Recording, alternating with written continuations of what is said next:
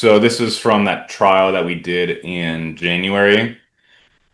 So this image was, great to have, and there's 2 pages.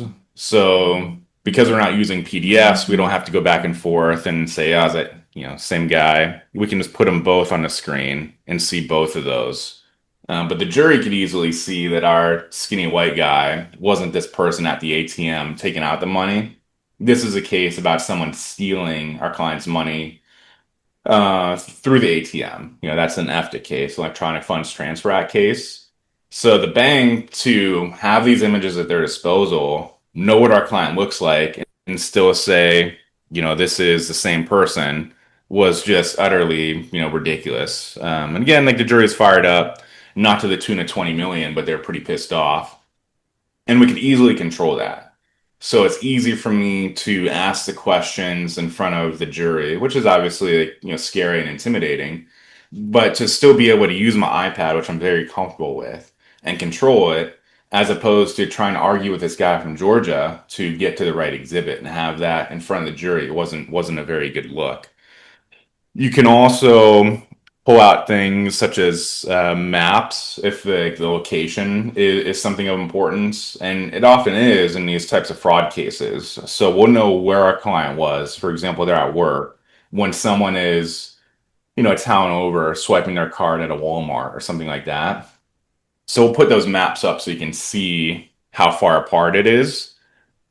Let's see I here. love that. And you're executing this flawlessly, but in all reality, tell our listeners who maybe haven't ever used an iPad before for this purpose, Mhm. like what was the learning curve for you?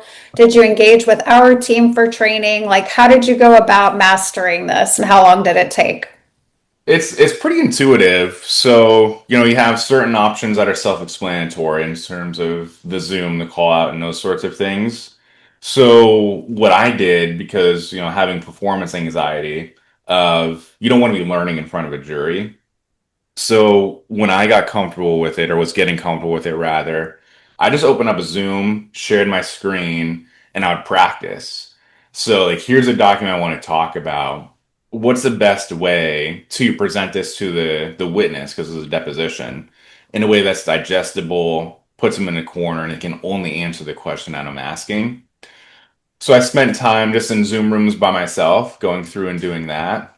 And it, didn't take a lot of time to get comfortable with it. But now, sorry, the two things sometimes gets in the way. But now, like, we require everyone at the firm to take depositions with TrialPad. Mostly it started out because it was for practice. So you don't want to be learning how to do something in front of the jury. That's not the time to mess around and figure things out. Depositions, you have 7 hours and you can practice and get comfortable. And also by going through and doing it in the trial pad, in your iPad rather, during the deposition, we're getting our basically our trial book ready to go at the same time. So like you can like highlight certain documents as key documents so they stand out to you. We'll do that during depositions if we're like, hey, this is clearly going to be a trial exhibit, so you highlight it.